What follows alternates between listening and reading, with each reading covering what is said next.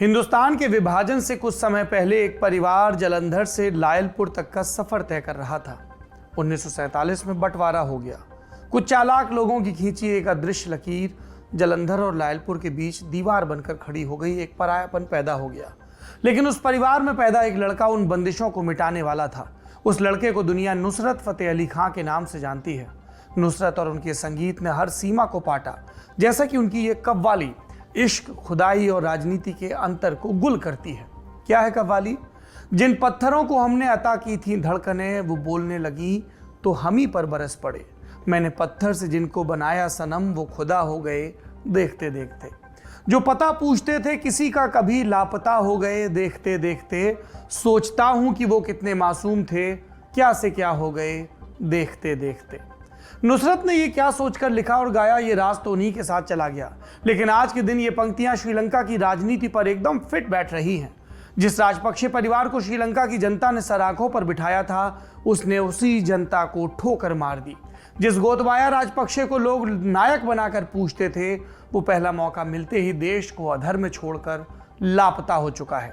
जिस रणिल विक्रमसिंघे के ऊपर भरोसा दिखाया गया था, वो अपने ही लोगों के खिलाफ खड़ा हो गया। गोतबाया के देश छोड़ने के बाद विक्रमसिंघे ने राष्ट्रपति की कुर्सी कब्जा ली और श्रीलंका में इमरजेंसी लगा दी है।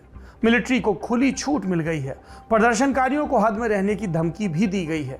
तो आज हम जानेंगे राष्ट्रपति गोतबाया राजपक्षे श्रीलंका छोड़कर कैसे भाग गए, रणिल विक्रमसिंघे ने देश में आपातकाल क्यों लगाया और श्रीलंका में आगे क्या तस्वीर बन रही है और इसका इंडिया एंगल क्या है। नमस्ते, मेरा नाम सौरभ द्विवेदी है और आप देखना शुरू कर चुके हैं लल्लन टॉप का अंतरराष्ट्रीय प्रसंगों से जुड़ा रोजाना का कार्यक्रम दुनियादारी। Brought to you by Kuku FM. Download the app now. दुनियादारी के इस एपिसोड के सहयोगी हैं कुकू एफएम। ये एक ऑडियो बुक प्लेटफॉर्म है। इस पर आप दुनिया जहां की किताबें पढ़ सकते हैं। मसलन अगर आपको श्रीलंका के आर्थिक संकट को समझना है तो ये किताब सुनिए, इससे आपका ज्ञान बढ़ेगा। इसका नाम है principles for dealing with the changing world order. किताब हिंदी में है और ऐसी ही कई ऑडियो बुक्स इस प्लेटफॉर्म पर कुकू एफएम पर उपलब्ध हैं। अगर आप प्रीमियम सब्सक्रिप्शन लेंगे तो 50% की छूट मिलेगी। ये ऑफर पहले 500 यूजर्स के लिए है। कोड डालना पड़ेगा LT50। बाकी जानकारी डिस्क्रिप्शन में। अब आते हैं श्रीलंका की जानकारी पर। सबसे पहले आप श्रीलंका की टाइमलाइन समझिए। 9 जुलाई 2022, 3 महीने से गो गोता गो होम का नारा लग रहा था। ये प्रदर्शनकारी राष्ट्रपति गोतबाया के घर की तरफ बढ़ते हैं। उनका मार्च तब तक शांतिपूर्ण था, लेकिन पुलिस उन्हें आगे बढ़ने नहीं देना चाहती थी। उनको रोकने के लिए आंसू गैस के गोले दागे गए, बल प्रयोग किया गया। जनता भड़क गई। वो बैरिकेड्स हटाकर प्रेसिडेंशियल पैलेस में घुस गए। उस भीड़ में पूरा श्रीलंका जैसे शामिल हो। जब तक भीड़ राष्ट्रपति के घर में घुसी तब तक गोतबाया फरार हो चुके थे। 9 जुलाई की रात प्रदर्शनकारियों ने प्रधानमंत्री रणिल विक्रमसिंघे के घर टेम्पल ट्री पर भी धावा बोला, इसमें आग लगा दी। उस वक्त प्रधानमंत्री विक्रमसिंघे और उनका परिवार घर से बाहर जा चुके थे। 10 जुलाई के रोज भी लोगों ने राष्ट्रपति और प्रधानमंत्री के घर को खाली नहीं किया। उन्होंने साफ कर दिया कि वे बिना इस्तीफा लिए कहीं नहीं जाएंगे। गोतबाया का कोई अता पता नहीं था। सिर्फ एक खबर आई बयान की शक्ल में कि श्रीलंका की संसद के स्पीकर महिंदा यापा एबी वर्धना ने कहा है कि गोतबाया इस्तीफे के लिए तैयार हो गए हैं। उन्होंने 13 जुलाई की तारीख तय की है, उस दिन वो पद छोड़ देंगे। प्रधानमंत्री विक्रमसिंघे ने भी इसकी पुष्टि की और कहा कि जैसे ही नई सरकार बन जाएगी मैं भी कुर्सी छोड़ दूंगा। 11 जुलाई को गोतबाया ने गैस बांटने के आदेश पर दस्तखत भी किए और दिन की शुरुआत में क्या किया, मिलिट्री लीडर्स के साथ मीटिंग में क्या बात हुई इसकी जानकारी बाहर नहीं आई, ना ही कोई तस्वीर रिलीज हुई। पर यह तय हो चुका था कि राष्ट्रपति अभी पद पर बने हुए हैं, लोकेशन उनकी पता नहीं चल रही थी।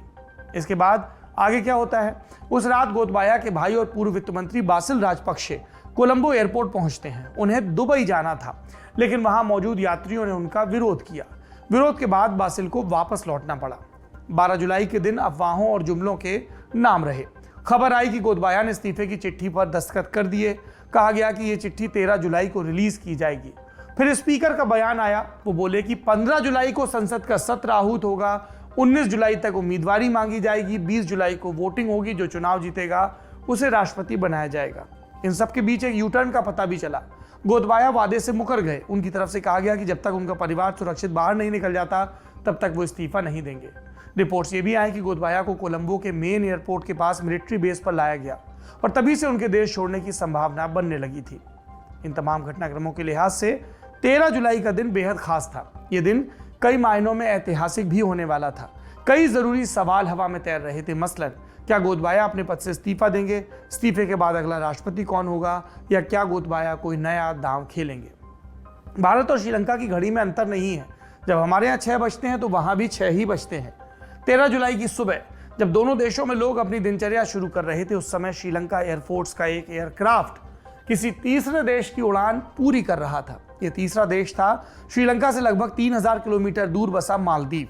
जब मालदीव में इस प्लेन के उतरने की पुष्टि हुई तो हंगामा मच गया। दरअसल इस प्लेन में गोतबाया राजपक्षे और उनकी पत्नी बैठे हुए थे।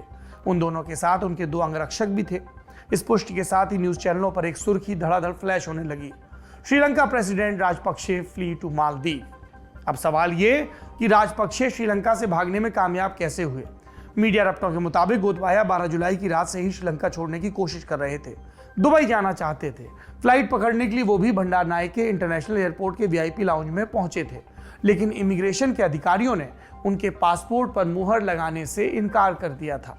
गोतबाया के पास एक रास्ता यह था कि वो कॉमन काउंटर पर जाकर मुहर लगवाएं, पर डर था कि पब्लिक भड़क सकती है। इसके चलते वो पहले तो VIP लाउंज में इंतजार करते रहे। इस बीच दुबई की 4 फ्लाइट निकल गईं और जब गोतबाया को समझ में आया कि अब कुछ नहीं हो सकता तो वो एयरपोर्ट से वापस लौट आए।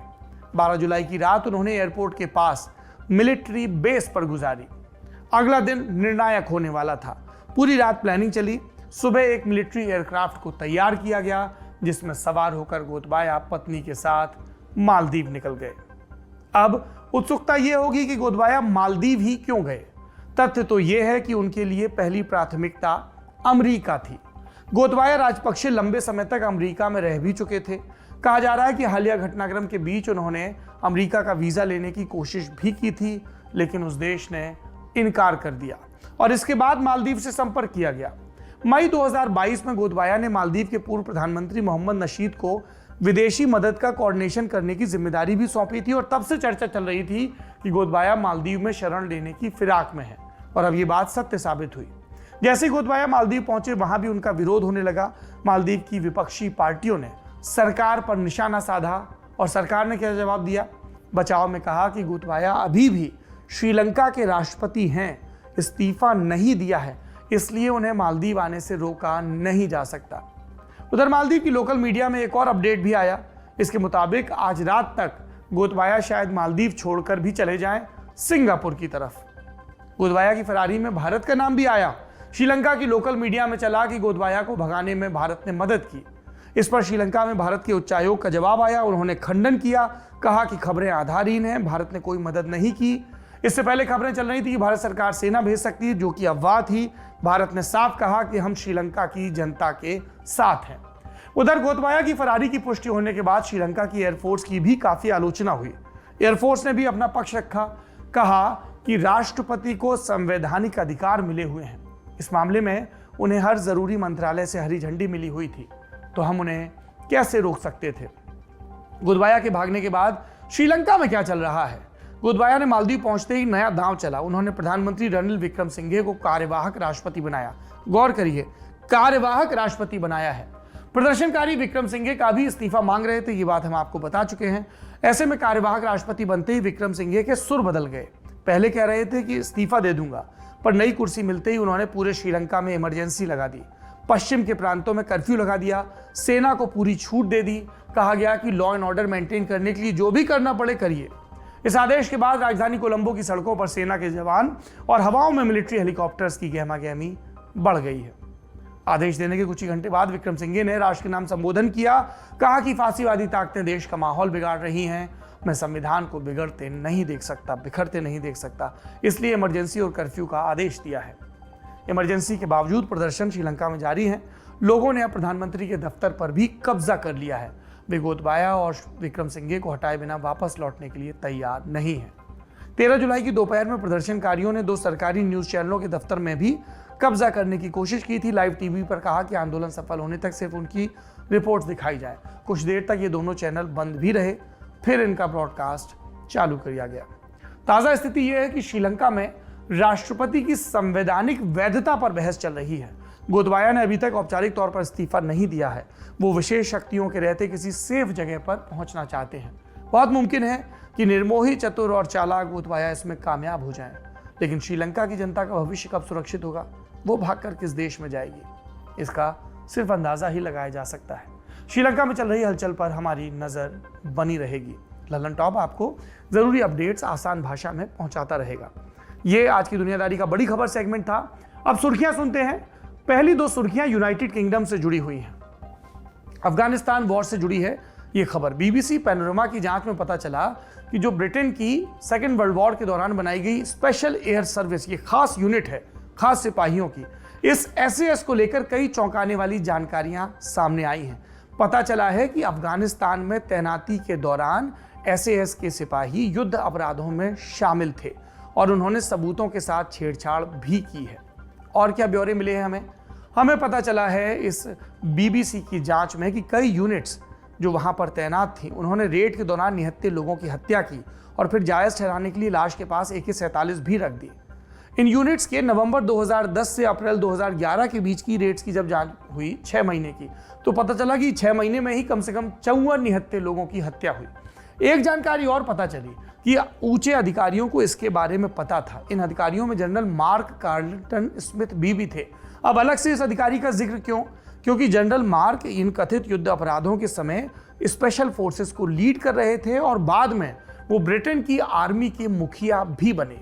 और ब्रिटेन का कानून कहता है कि किसी कमांडिंग ऑफिसर द्वारा वॉर क्राइम को छिपाना भी अपराध है। अब रिपोर्ट आई तो हल्ला मचना स्वाभाविक था। फिर रक्षा मंत्रालय का बयान आया, कहा कि कुछ भी ऐसा नहीं जिसे लेकर कार्रवाई की जाए। फिर यह भी कहा कि रॉयल मिलिट्री पुलिस को कहा गया है कि आरोपों की जांच की जाए। मिलिट्री पुलिस का तो यह हाल है कि 2014 में वॉर क्राइम्स के आरोपों की उन्होंने जांच शुरू की थी और 5 साल बाद बीबीसी को बताया था कि हमें काम करने से रोका जा रहा है। तो अब आप सोचिए, इनसे न्याय की उम्मीद कैसे की जा सकती है। और जहां तक अफगानिस्तान वॉर की बात है, आपको पता है सितंबर 2001 में अमेरिका पर हुए आतंकी हमले के बाद यह शुरू हुआ। तब अमेरिका के नेतृत्व में ब्रिटेन और सहयोगी नाटो देशों की सेनाओं ने अफगानिस्तान के लिए कूच किया था। 2014 में ब्रिटेन ने यहां पर अपना कॉम्बैट मिशन खत्म कर दिया था। इसके बाद से ब्रिटिश आर्मी सिर्फ अफगान सेना को ट्रेनिंग देने के काम में जुटी थी। हम जानते हैं कि अगस्त 2021 में तालिबान के कब्जे के बाद यह 20 साल लंबा युद्ध खत्म हो गया, पर युद्ध अपराधों की कहानियां अभी जिंदा हैं। ब्रिटेन से जुड़ी अगली खबर वहां के पॉलिटिकल अपडेट्स के बारे में है। हम जानते हैं कि बोरिस जॉनसन का इस्तीफा हो चुका है और यह भी कि इसके बाद से कंजर्वेटिव पार्टी के नए लीडर के चुनाव का प्रोसेस शुरू हो गया है। चुनाव के लिए जिम्मेदार होती है कमेटी जिसको बोलते हैं 1922 कमेटी। इसने कहा है कि 5 सितंबर को चुनाव होगा। इस तारीख तक कंजर्वेटिव पार्टी को नया लीडर और यूके को नया प्रधानमंत्री मिल जाएगा, ऐसी उम्मीद है। फिलहाल तमाम दावेदार हैं जो अपने लिए कैंपेनिंग कर रहे हैं। 13 जुलाई को पहले राउंड की वोटिंग होगी। इस शुरुआती राउंड में हाउस ऑफ कॉमन्स, मान लीजिए ब्रिटेन की लोकसभा, इसके जो मेंबर हैं कंजर्वेटिव पार्टी के, वही वोट डालेंगे क्योंकि उन्हें अपना नेता चुनना है। पहले राउंड में 8 उम्मीदवारों के नाम सामने आए हैं। अगले राउंड में इनमें से वही जाएगा जिसे कम से कम 30 सांसदों का वोट मिलेगा। जो 30 से कम रह जाएंगे वो रेस से बाहर हो जाएंगे। और ये शॉर्टलिस्टिंग का काम तब तक होता रहेगा जब तक 2 उम्मीदवार सिर्फ नहीं बचते हैं। और जब 2 उम्मीदवार बचेंगे तब क्या होगा? फिर इन 2 उम्मीदवारों के लिए कंजर्वेटिव पार्टी के सभी मेंबर वोट डालेंगे। और ये सभी मेंबर कितने हैं? 1.5 लाख से ज्यादा मेंबर हैं। इनमें जो ज्यादा वोट पाएगा वो विजेता बनेगा, कंजर्वेटिव पार्टी का नेता बनेगा। और चूंकि कंजर्वेटिव पार्टी का हाउस ऑफ कॉमन्स में बहुमत है, इसलिए देश का नया प्रधानमंत्री भी बनेगा। अब तक के रुझानों में पूर्व वित्त मंत्री ऋषि सुनक सबसे आगे चल रहे हैं।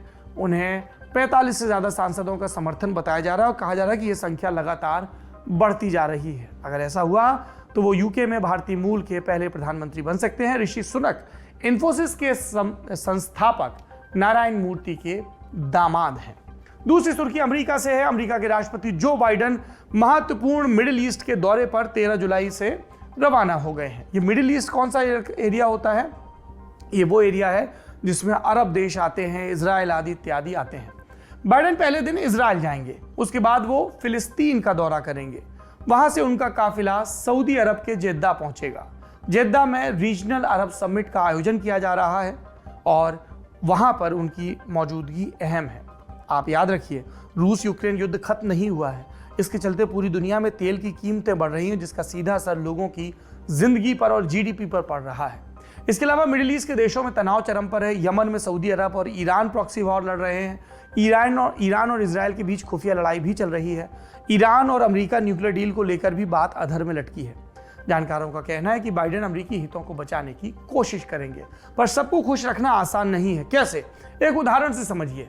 राष्ट्रपति बाइडेन इस दौरे पर जब जा रहे हैं तो उनकी आलोचना हो रही है। इसकी वजह मिडिल ईस्ट के 11 बड़े नेताओं से मुलाकात के इतर वो सऊदी अरब के क्राउन प्रिंस मोहम्मद बिन सलमान यानी MBS से मिलेंगे।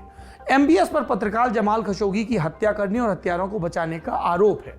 अमेरिकी खुफिया एजेंसियों की रिपोर्ट में माना गया कि MBS इस हत्या में शामिल थे, मिली भगत थी। जो बाइडेन जब चुनाव लड़ रहे थे तब उन्होंने सऊदी अरब को परित्यक्त स्टेट कहा था। सऊदी सरकार पर विरोधियों की हत्या करने, आलोचकों को जेल भेजने का आरोप लगाया था। यह आरोप MBS के ऊपर थे। अब अमेरिकी राष्ट्रपति उसी देश में जा रहे हैं, उन्हीं MBS से बात करेंगे। यानी उन्हें स्वीकार करना पड़ रहा है कि सऊदी अरब का साथ जरूरी है। इसलिए बाइडेन का दौरा महत्वपूर्ण है और इसी वजह से उनकी आलोचना भी हो रही है। एक एंगल और है, डेमोक्रेटिक पार्टी जो बाइडेन की पार्टी है, उसमें अब यह बहस नए सिरे से हो रही है कि क्या राष्ट्रपति शारीरिक रूप से इतने सक्षम हैं कि वो राष्ट्रपति की जिम्मेदारी निभा सकें। अभी तो निभा लेंगे, पर उन्होंने कहा है कि 2024 में जब नए सिरे से चुनाव होगा तब क्या जो बाइडेन ही डेमोक्रेटिक पार्टी की तरफ से उम्मीदवार होंगे या कोई नया व्यक्ति सामने आएगा। इसको लेकर अमेरिका में बहस गर्म है। आज का दुनियादारी यहीं खत्म होता है। आखिरी में एक न्योता है। लल्लन टॉप की एक नई पहल है रंगरूट, जहां पर बात होगी नौजवानों की, उनकी पढ़ाई लिखाई, कॉलेज, कैंपस और करियर की गाइडेंस की। अगर आप रंगरूट से जुड़ना चाहते हैं तो डिस्क्रिप्शन में आपको हमारे नए YouTube चैनल और Facebook पेज का लिंक मिल जाएगा। रंगरूट के एपिसोड जरूर देखिए और अपनी प्रतिक्रियाओं से हमें जरूर अवगत करवाइए। अपना और अपनों का ख्याल रखिए। शुभ रात्रि।